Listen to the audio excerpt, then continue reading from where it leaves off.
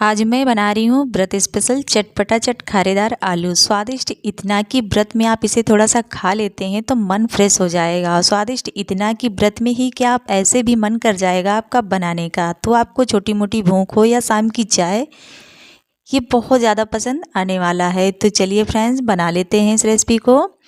Hello दोस्तों, Shubhangi home kitchen में स्वागत है आपका। तो फ्रेंड्स, इस रेसिपी को बनाने के लिए सबसे पहले मैंने लिया है यहाँ पर बॉयल आलू। तो आलू यहाँ पर मैंने लिया है 500 ग्राम। इनको हमने बॉयल करने के बाद छील लेना है। तो इनका हम छिलका उतार लेते हैं। तो बॉयल करने के लिए आपको 2-3 सीटी में ही आलू पक जाएंगे। एक आप हाई फ्लेम पर सीटी लगा लें, उसके बाद 2 मीडियम फ्लेम पर लगाने के बाद ही प्रेशर अपने आप ही खुलने दीजिए और आलू को फिर ठंडा करके छील लेते हैं इस तरह से। तो आलू को हमें इसी तरह से छील करके रेडी कर लेना है। करने के बाद ही हम इनको अब फोड़ लेते हैं। तो हमें इन्हें बहुत छोटे पीस में नहीं फोड़ना है, थोड़ा सा बड़ा पीस ही रखना है, क्योंकि जब थोड़े थोड़े आलू दिखते हैं तो रेसिपी में अच्छा लगता है खाने में भी और देखने में भी।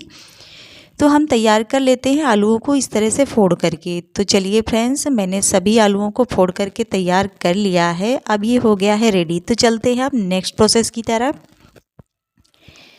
तो सबसे पहले हमें करना क्या है, हमने गैस पे चढ़ा दिया है पैन में डालेंगे हम 1 चम्मच धनिया। तो ये साबुत धनिया है, इसे धो करके फ्रेश कर लें, आप सुखा लें, उसके बाद ही ट्राई करें। और आधी चम्मच यहाँ पर मैंने बारीक वाली सौंफ डाली है। तो बारीक वाली सौंफ का जो फ्लेवर है थोड़ा सा मीठा आता है, तो टेस्ट बहुत ही अच्छा आता है। तो इसे हम भून लेंगे थोड़ा सा, बहुत ज़्यादा नहीं भूनेंगे, बस हल्का सा ये थोड़ा सा रोस्ट हो जाए, बस हमें उतना ही रखना है फ्रेंड्स। तो हमें इसे लगभग 1 मिनट तक ही भूनना है, बहुत ज़्यादा इसका कलर चेंज नहीं करना है। तो इस तरह से हम भून लेंगे। भूनने के बाद ही हम इसको ट्रांसफ़र कर लेंगे खलबट्टे में।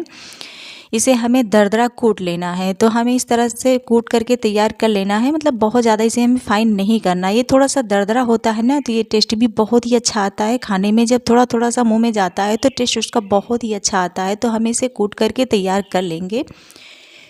तो ये देखिए, हमने इतना दरदरा रखा है। तो आप चाहें तो पाउडर का भी यूज कर सकते हैं, पर इससे और भी ज़्यादा टेस्टी बनता है। तो अब चलिए, अब सबसे पहले गैस पे मैंने वापस चढ़ा दिया है पैन में डाला 1 बड़ा चम्मच घी जैसे ही गर्म होगा तो हम इसमें डालेंगे जीरा। तो हमने थोड़ा सा जीरा ऐड किया है। जीरा जैसे ही चटक गया है, साथ ही यहाँ पर तीखे के लिए हरी मिर्ची ऐड की है, और साथ ही यहाँ पर हम डाल देंगे थोड़ा सा कसा हुआ अदरक।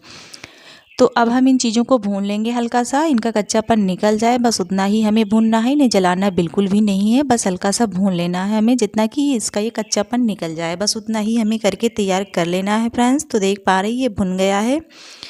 तो अब हम इसी के साथ ही ऐड करेंगे टमाटर। तो ये मीडियम साइज़ के मैंने 3 टमाटर काट लिए हैं। काट करके इनको हम भून लेंगे अच्छे से, इनको हमें पकाना है।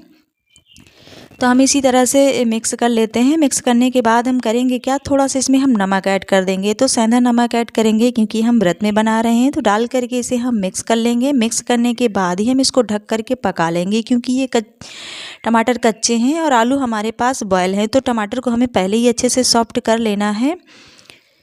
तो चलिए, यहाँ पर टोटल 3 मिनट हो गया है, हमने लो फ्लेम पर पकाया है। तो देखा आपने, टमाटर सॉफ्ट हो गए हैं पूरी तरीके से। तो इस तरह से हो जाए तो अब परफेक्ट है, टमाटर पूरी तरह से ही हमारे पक गए हैं। तो इनको हम अच्छे से मिक्स कर लेते हैं, मिला लेते हैं। तो अब इसी के साथ ही हम ऐड कर देंगे बॉयल किया हुआ आलू।